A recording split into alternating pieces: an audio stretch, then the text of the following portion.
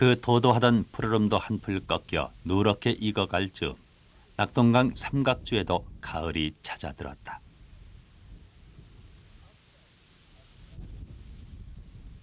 가을의 모래벌에는 유난히 작은 흔적들이 표면을 뒤덮는다. 어린 염난개들의 활동이 시작된 것이다.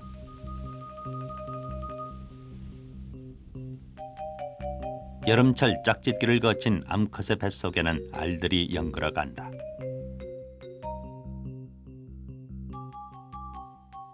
포도송이처럼 얽힌 알들을 들여다보면 아직 개라고 부를 수 없는 개의 유생 조에아가 있다. 새우처럼 생긴 이 조에아 유생으로 약 20일을 산 후 메갈로파 유생기를 거쳐 태어난 지 한 달이 지나서야 비로소 어린 개의 모양을 갖추게 된다. 염난개 암수 2마리 사이에서는 한 번에 500개 이상의 알들이 생기는데 만약 그 알들이 모두 성장해서 번식을 계속한다면 5년 후에는 거의 2조 마리가 넘는 염난개가 생겨나게 된다는 계산이다.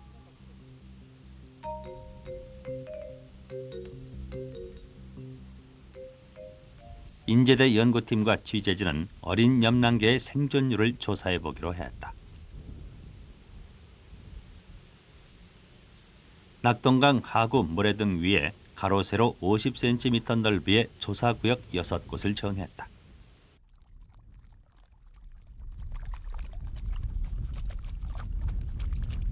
각각의 조사구역 안에서 잡힌 어린 개와 1년 이상 된 어른 개의 수를 세어봤더니 어린 개는 평균 181마리, 어른 개는 19마리.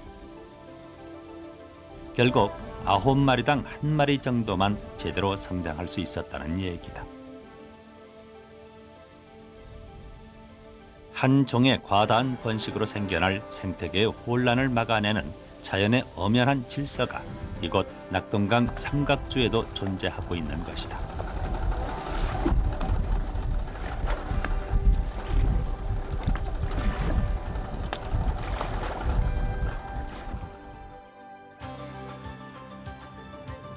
어린 개들이 모래벌을 가득 채울 즈음 번식을 마친 새들이 새끼들을 데리고 강하구로 무리지어 날아온다. 아직 껍질이 말랑말랑한 어린 개는 이 새들의 좋은 먹이가 된다. 누가 가르쳐주지 않아도 본능의 부름에 따라 먹이가 풍부한 때와 곳을 알고 낙동강 하구를 찾아오는 새들. 낙동강 최고의 개잡이는 알락꼬리 마도요다.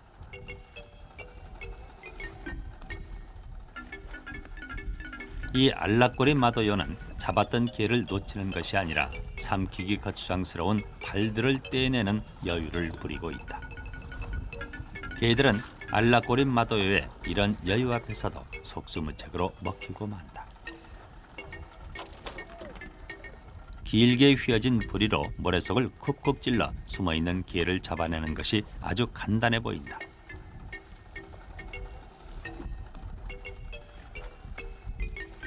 그도 그럴 것이 부리 끝에 특별한 감각기관이 있어 쉽게 개를 잡는 것이다.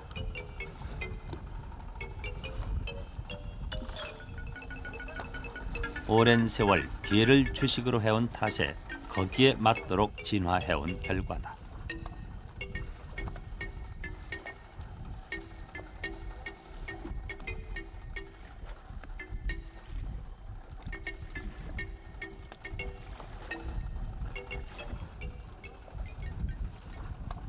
도요새는 월동지나 여름 번식지로 이동하다가 우리나라에 들려 쉬어가는 나그네 새다. 멀리 시베리아 등지에서 호주까지 6,000km가 넘는 긴 여로에 먹이와 휴식이 필요한 것은 당연한 일. 특히 아시아 대륙 끝자락 한반도의 최남단인 낙동강 하구는 도요새가 대양을 건너기 전 마지막 쉼터인 것이다. 낙동강 하구는 풍부한 먹이와 휴식 공간을 갖춘 곳이라 도요새가 먹고 쉬기엔 그만이다.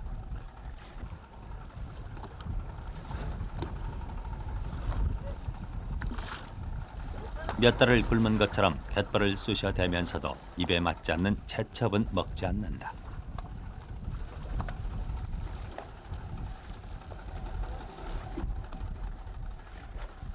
도요새들 사이에 한 마리 낯선 새가 카메라에 잡혔다.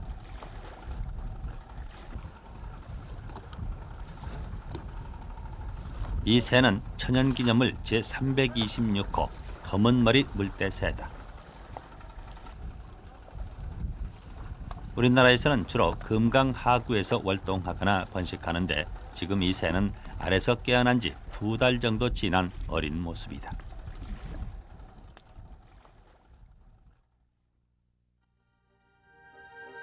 도요새들이 떼지어 날아오르면 낙동강 삼각주의 또 다른 장관이 펼쳐진다.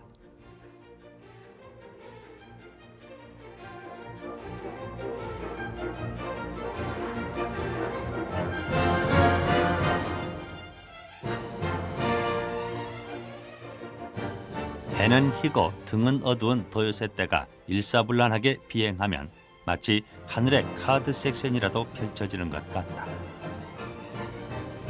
저 많은 새들이 어떻게 의사소통을 하는지 순식간에 방향을 바꾼다.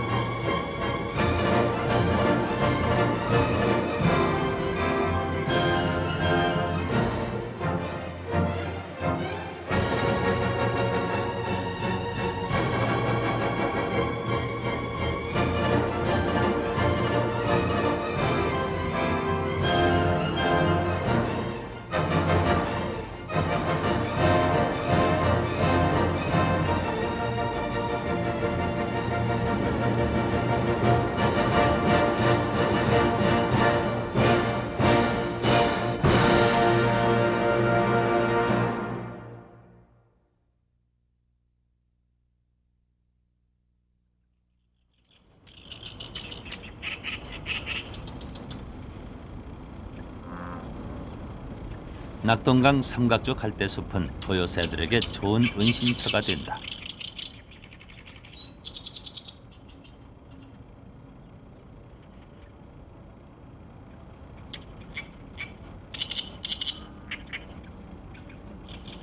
푸른 빛이 도는 회색 긴 다리를 가진 청다리 도요는 작은 물고기나 지렁이 같은 연체동물을 잡아먹는다.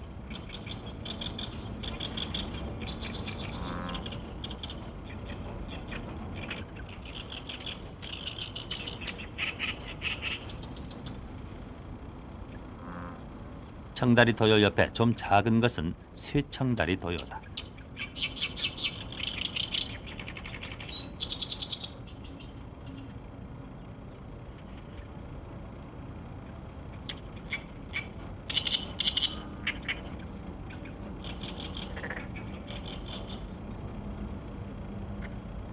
낙동강 하구에서 관찰되는 도요새는 모두 10여 종.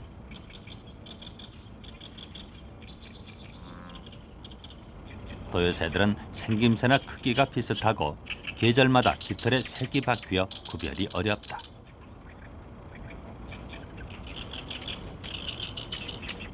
그래서 도요새들을 정확히 구별해내는 사람은 우리나라에서 5손가락 안에 들 만큼 드물다고 한다.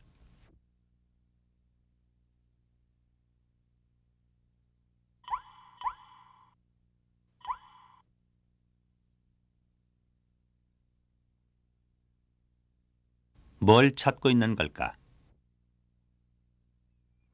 똘망똘망한 눈매를 굴리며 객광 한 마리가 모습을 드러낸다.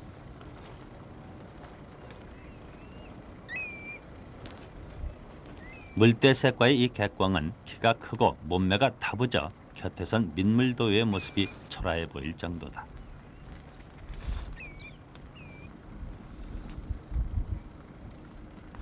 객광이 즐기는 먹이는 갯벌에서 나는 새우, 게 등으로 낙동강 하구에서는 흔한 것들이다. 낙동강 하구는 강물과 바닷물이 넓은 면적을 두고 섞여 새우나 게들이 성장하기에 적절한 농도의 염분을 함유하고 있다. 이런 곳을 기수지역이라 하는데 기수지역은 그 생태계가 다른 지역에 비해 월등히 풍부하다. 객광이 고개를 갸웃거리며 하늘을 올려다본다.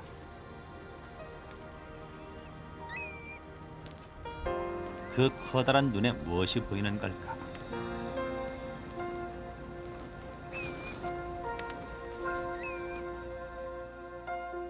분위기가 심상치 않다.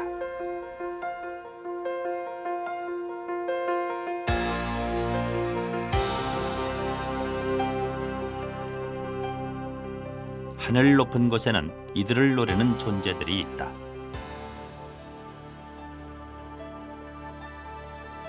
솔개는 강하구, 대마 등이나 을숙도 하늘에 자주 나타나는 텃새로 한 번 날개를 펼치면 그 길이가 1m를 넘는다.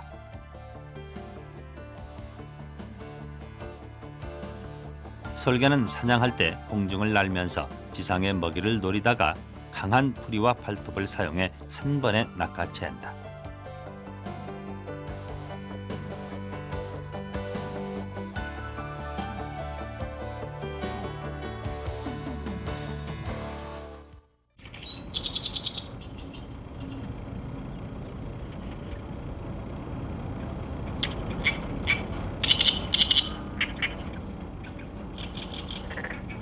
낙동강 하구에서는 솔개와 같은 맹금류가 5종 이상 보고되고 있다.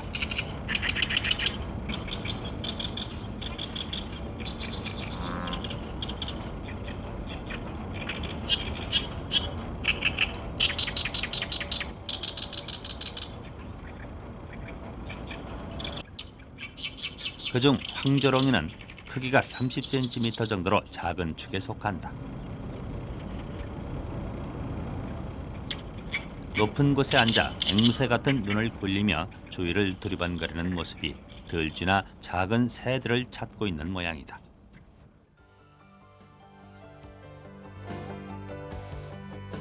맹금류에 속하는 새들은 사냥을 할 때 강한 날개 힘으로 정지 비행을 하며 먹이의 위치를 확인한 후에 순식간에 내려꽂히며 사냥을 한다.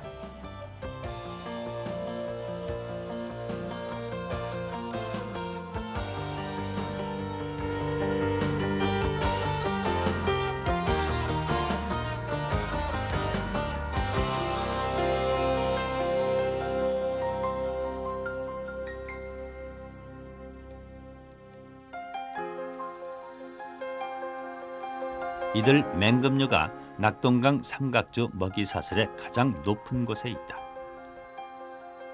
특히 해안 습지는 이제 영양소가 굉장히 많거든요. 그러니까 생물 양도 많고, 그다음에 생물 다양성도 높고, 그렇기 때문에 거기에서 이루어지는 이를테면은 조류가 이제 자라고, 그다음에 그걸 이제 먹는 초식 동물이 또 있습니다.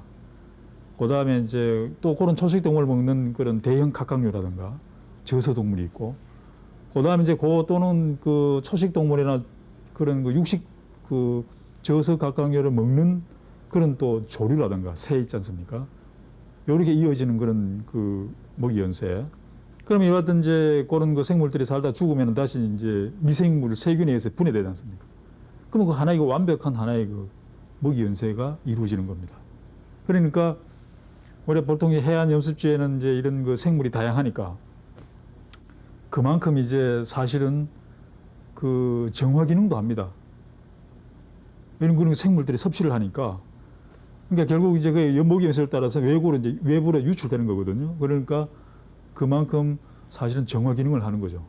그래서 우리가 이런 특히 그 해안 습지는 생태학적으로 우리가 그 평가를 예를 들어서 10년, 100년 이렇게 내다볼 때는 그 값어치를 우리가 사실은 평가할 수 없을 정도로 굉장히 중요하죠. 낙동강 하구 모래벌의 풍부한 미세조류는 개, 조개, 물고기들의 먹이가 되고 새들은 이들 물고기나 개, 조개를 잡아먹는다. 이 새들은 다시 솔개와 같은 맹금류에게 희생된다. 그러나 이들 모두 죽으면 공평하게 썩어 낙동강 하구에 수많은 생명을 키워내는 영양분이 되는 것이다.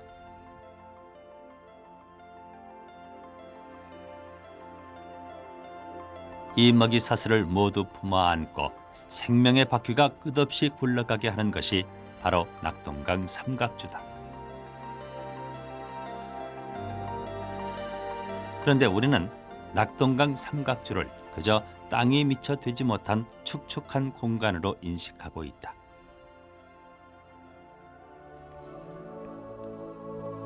(80년대) 이후 개발이라는 이름하에 낙동강 삼각주 갯벌 500만 평이 지도에서 사라졌다. 녹산 신호공단이나 명지 주거단지 외에도 지방자치 이후 각 구청의 사업 계획이 쏟아져 들어 갈 곳이 없는 혐오 시설들이 낙동강 하구에 들어서고 있다.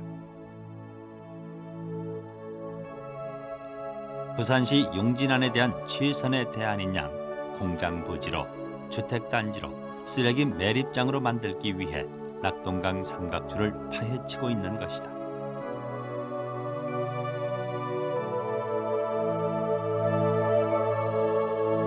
자연이라는 것은 수많은 생물들이 모여 빚어내는 화음이다.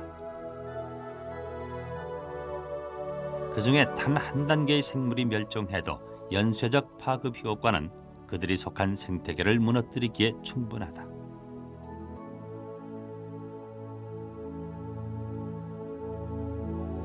그러나 사람들은 삼각주 깊이 뿌리내리고 서 있는 정교한 생태계의 그물을 보지 못하고 그저 새들만을 본다. 새들이야 날개가 있으니 저쪽으로 날아가서 살면 되지 않느냐고 생각한다. 새들의 먹이인 개와 새우가 살고 있는 갯벌 위를 차가운 시멘트로 덮어버리고 매립지 한 구석으로 새들을 몰아내고는 이렇게 생각한다. 우리는 여기서 살 테니 새들은 거기서 살라고.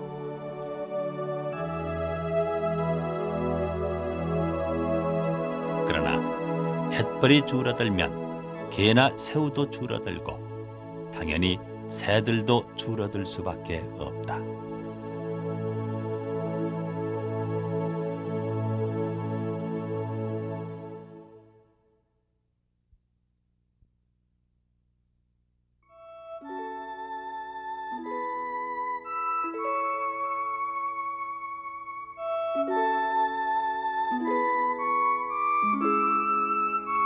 해가 진다.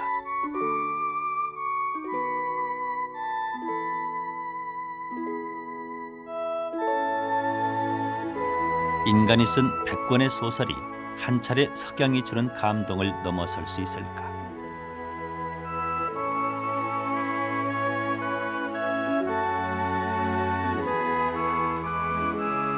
단 열흘만 마실 물이 없어도 죽는 인간들. 단 10분만 숨을 쉬지 못해도 죽는 인간들. 자신은 자연의 생태계 그늘에서 벗어나 있다고 생각하는 인간들의 오만함이 자연과 인간 모두를 파멸시키고 있는 것은 아닐까.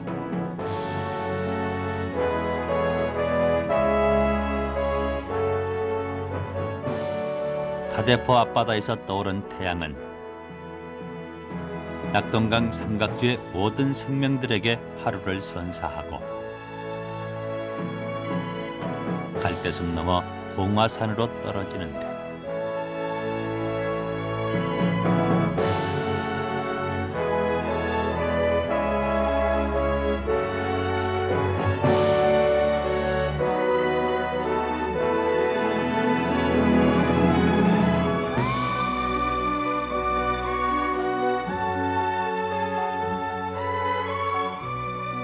서쪽 노를 등지고 날아오는 한때 지친 새들이 있다. 겨울 철새들이 도착한 것이다.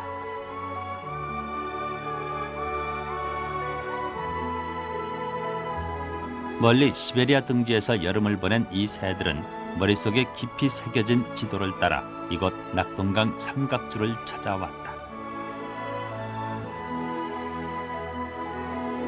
철새들은 짐꾸러미 하나 없이 온다. 하다못해 지도 한 장, 나침반 하나 없이 그 먼 길을 온 것이다.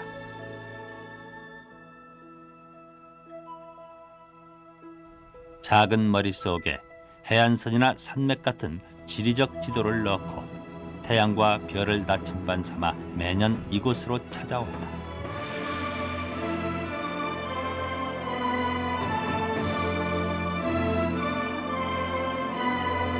더욱이 철새들은 지구의 자기장을 감지해서 방향을 잡는다는 사실이 최근 밝혀졌다.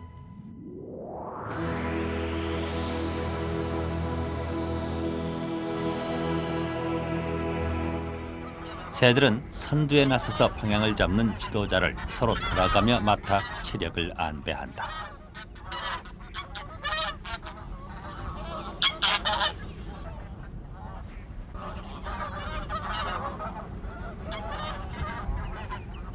그런 식으로 나고자를 줄이는 것이다.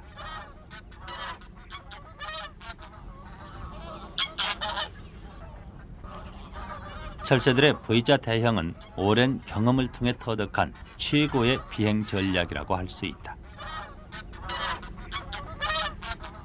바람의 저항을 적게 받고 선두를 쉽게 바꿀 수 있으며 나는 동안 앞쪽에 새가 실려한 배설물을 뒤에 새가 뒤집어 쓰는 일도 없어지게 된다.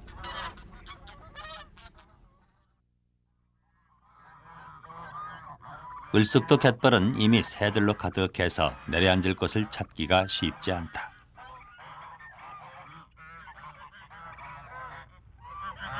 그 중에도 목이 좋은 곳은 오리들로 발 디딜 틈이 없다. 우리나라를 찾는 겨울 철새 중 가장 많은 것이 청둥오리다.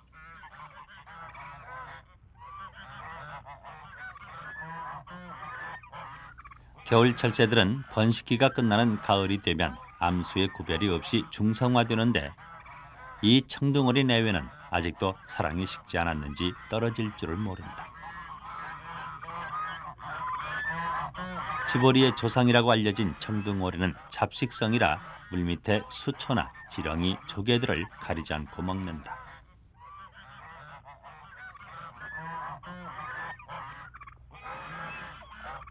이 수컷 청둥오리는 머리털의 색깔로 봐 덩치만 컸지 아직 어리다.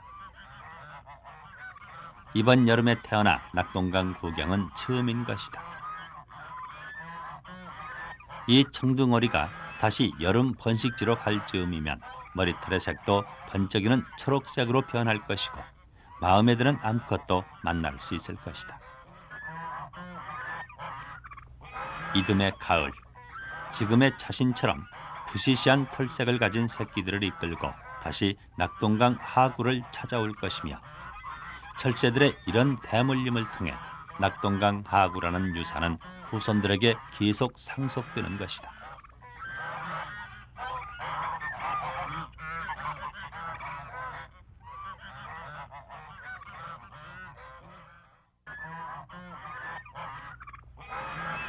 낙동강 하구에는 고방오리, 홍머리오리 같은 15종 이상의 오리류의 새들이 찾아온다.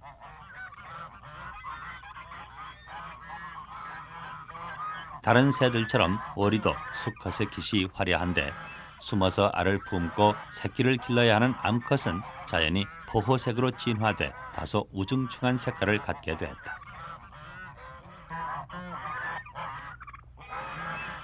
홍머리오리는 김이나 파래를 좋아해서 양식업자의 미움을 받는다.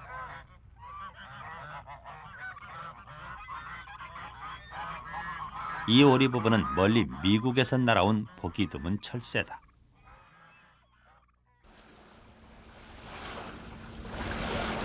도요새는 보통 나그네 새로 분류되지만 민물도요 같은 상당수의 도요새가 낙동강 하구에서 월동을 한다.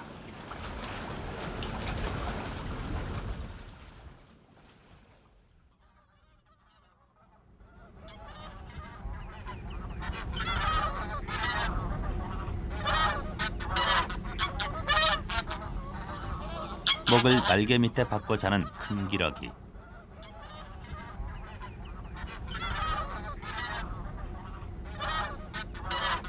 이런 편안한 휴식 뒤에는 든든한 불침번이 있다.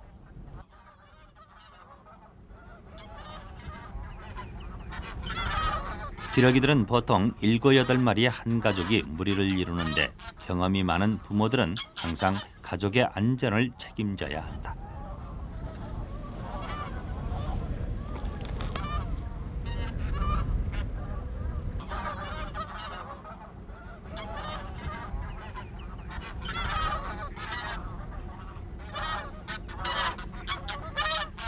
발로 바닥을 파헤치며 먹이를 찾는 것도 자리다툼이 필요하다.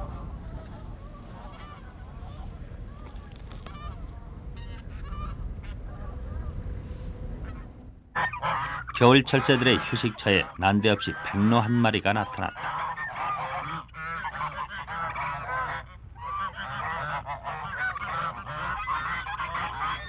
백로나 외가리들은 원래 여름 철새로 겨울에는 따뜻한 필리핀 등지에서 활동을 하는데 요즘엔 겨울철 낙동강 하구에서 흔히 볼 수 있는 텃새가 돼가고 있다.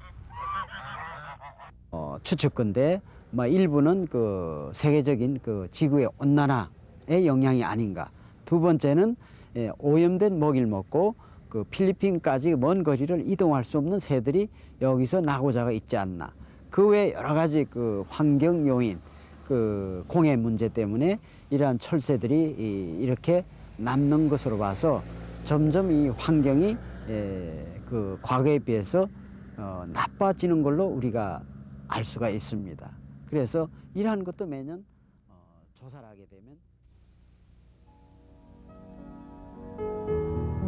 타고난 철새의 본능은 자꾸만 떠나라고 부추기는데 멀리 월동지로 날아갈 힘도 자신감도 없는 여름 철새들이 겨울의 한곁에서 고립돼 간다.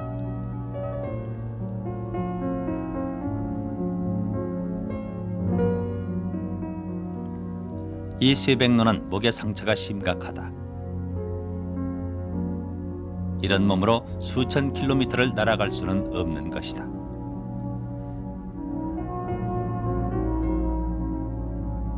여름에 발견된 이 흰죽지 오리는 겨울 철새라서 봄에 떠나야 하는데 자세히 보니 날개가 심하게 망가져 있다.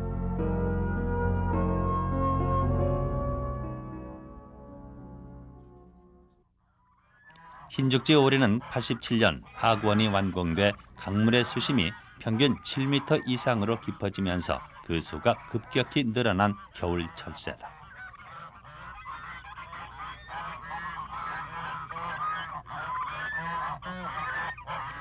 하구원 바로 위 강물을 가득 메운 흰죽지 오리 사이로 보기 힘든 흰 비오리 한 마리가 카메라에 잡혔다.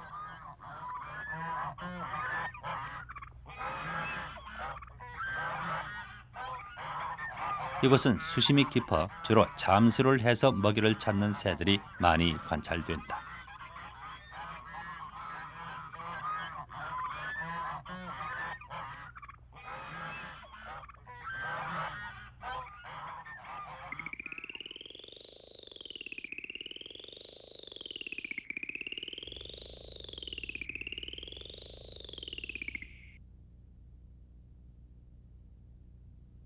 예, 1960년대 그 처음 왔을 때는 이 낙동강하고는 완전히 새반 물반 하늘이 보이질 않을 정도의 천연기념물을 비롯해서 기러기류, 오리류, 갈매기류, 논병아리류 등 많았습니다. 그러나 그 60년도 이후부터 70년도, 80년도 경제와 더불어 이 낙동강하고는 댐이 생기고 또 오염이 되고 개발이 되고 또 강하구 양옆에는 많은 그 자동차가 다니다 보니까 생태계에서 가장 환경에 민감한 이러한 철새들은 굉장한 피해를 받습니다. 그렇기 때문에 옛날에 비해서 거의 10분의 1도 오질 않고 있습니다.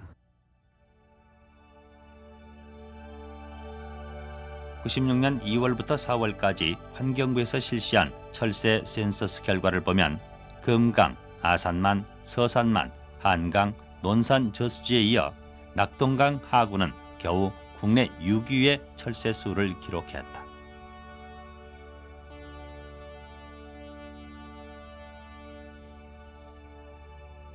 수천 마리의 새들이 일제히 날아오를 땐 해를 가리던 동양 최대의 철새 도래지 천연기념물 제179호라는 낙동강 삼각주의 명성은 이제 옛일이 되어버렸다. 겨울새의 상당수가 이 낙동강하구에서 과거처럼 겨울 내내 머물지 않고 잠깐 쉬었다가 더 남쪽으로 이동해 버리는 것을 볼 수 있습니다.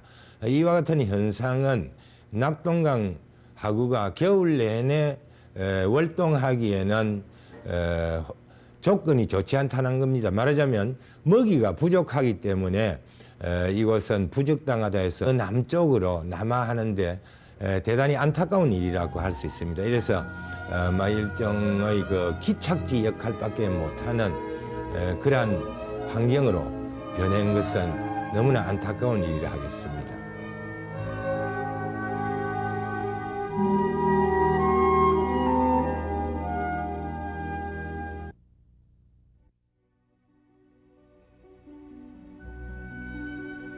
사람들은 이 새를 마법에 걸린 아름다운 공주가 아닐까 의심하기도 했다.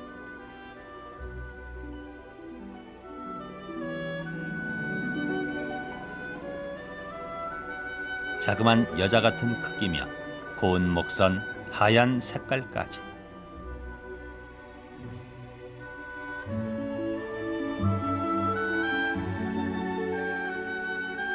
흔히 백조라는 이름으로 불리는 고니는 주위의 겨울 철새들 사이에서 그 모습이 단연 돋보인다.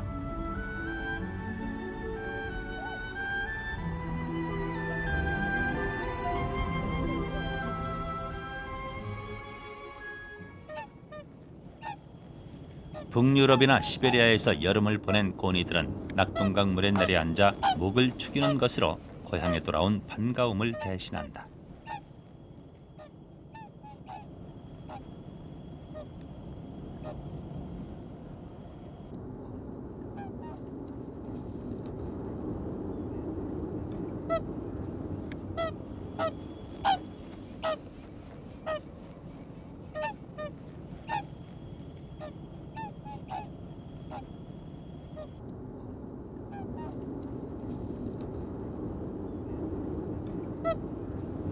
고니도 기러기처럼 한 가족이 무리를 이루는데 아직 깃털색이 완전하지 않은 이 고니는 이번 여름에 태어난 듯 보인다.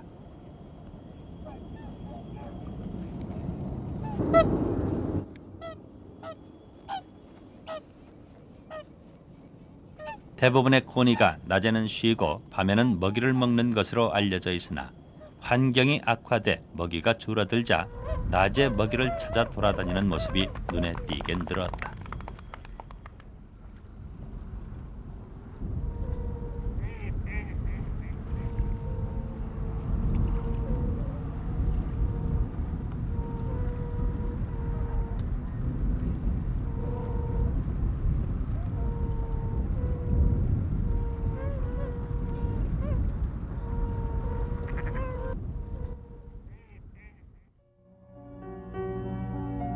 긴 목을 물속에 넣고 도대체 무얼 저리 열심히 먹는 것일까?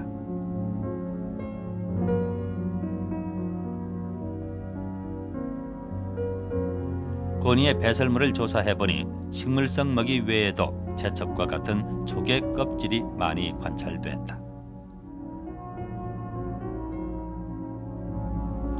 제첩 같은 동물성 먹이는 식물성 먹이에 비해 높은 열량을 내므로 장거리 여행을 해야 하는 철새들에게는 좋은 먹이가 된다.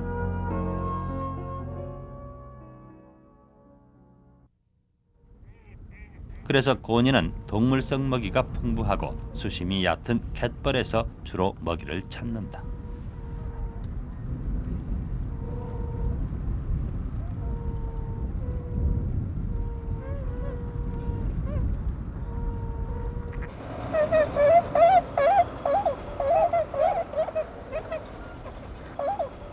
고니는 종종 과장된 울음과 날갯짓으로 자신의 영역을 표시한다.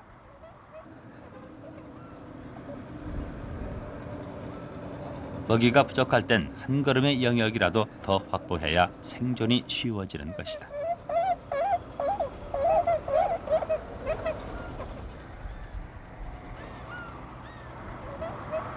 하얀 고니는 생김새만큼이나 깨끗함을 좋아해서 깃털 청소에는 항상 열심이다. 꽁무니에서 나오는 기름을 온몸에 발라 깃털에 방수 효과를 준다. 청소하고 기름을 발라두지 않아 깃털에 물이 젖으면 깃이 마를 때까지 날아오를 수 없기 때문이다.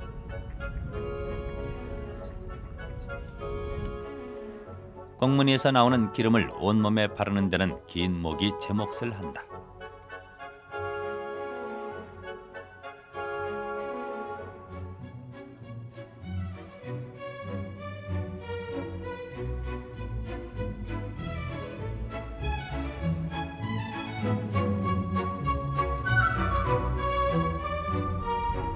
어린 고니도 어른들을 따라 몸 청소를 하지만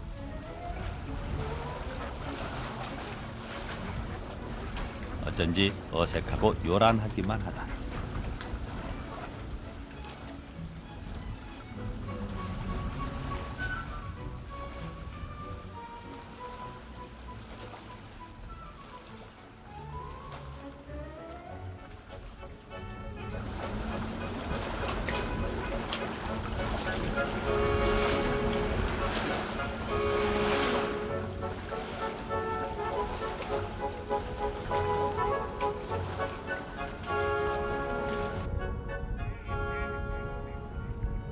덩치만 컸지 철이 없는 어린 새끼를 지키는 어미 고니는 좀처럼 경계를 늦추지 못한다.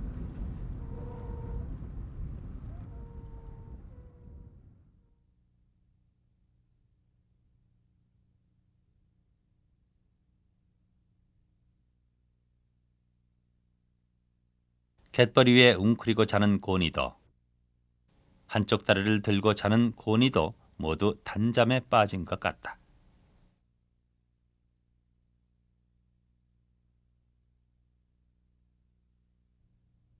우리 인간들의 눈으로 보면 한 발로 서서 자는 것이 여간 불편하지 않을 것 같은데 한 발로 자는 것은 철새들만이 갖고 있는 특성이라고 한다.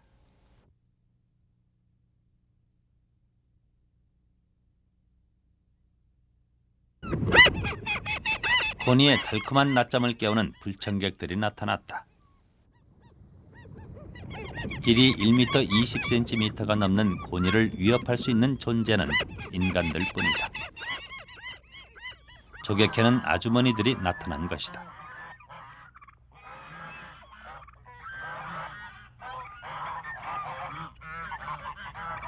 그러나 고니들은 귀찮다는 듯 느릿느릿 길을 터줄 뿐이다. 취재진이 조금만 접근해도 날아가 버리는 것에 비하면 조개 캐는 사람들은 어지간히 봐온 모양이다.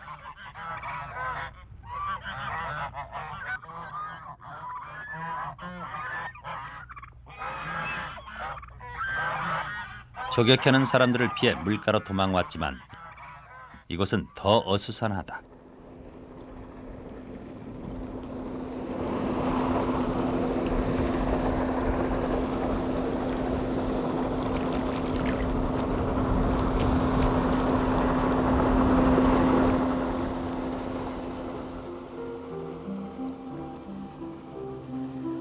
이래저래 쫓겨다녀야 하는 신세.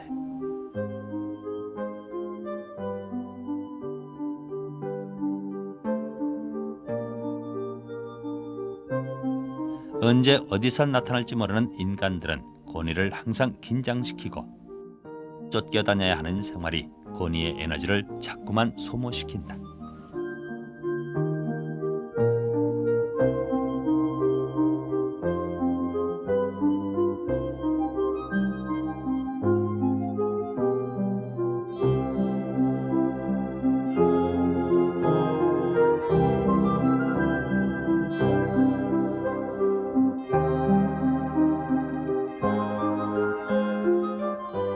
하늘로 날아올라 보지만 보이는 것은 매연을 뿜어대는 공장들과 아파트뿐.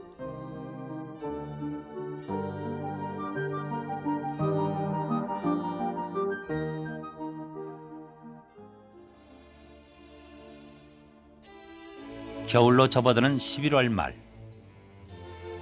을숙도 서안의 제첩 양식장에서 그물에 걸린 고니가 발견됐다. 새를 막기 위해 사람들이 쳐둔 그물 위를 초저녁 어스름에 무심코 내려앉은 것이다.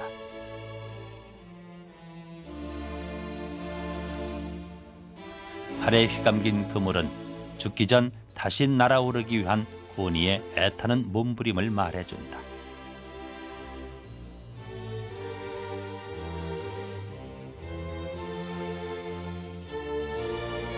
죽은 고니는 눈을 뜨고 있다. 그물 저 너머 동료들에게 날아가고 싶은다.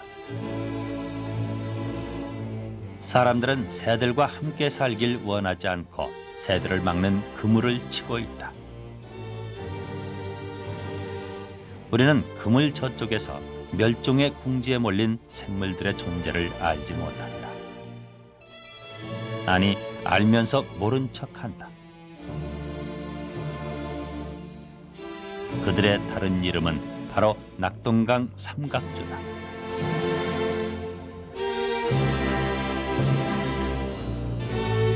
이제 우리는 공존하는 법을 배워야 한다.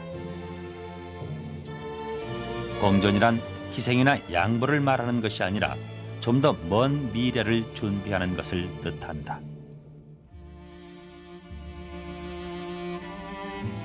죽어가는 고니의 마지막 눈빛 속에서 우리 인간의 미래를 보지 못한다면 낙동강 삼각주의 갈대밭과 갯벌 그리고 새들이 사라질 때 인간의 미래도 사라질 것이다.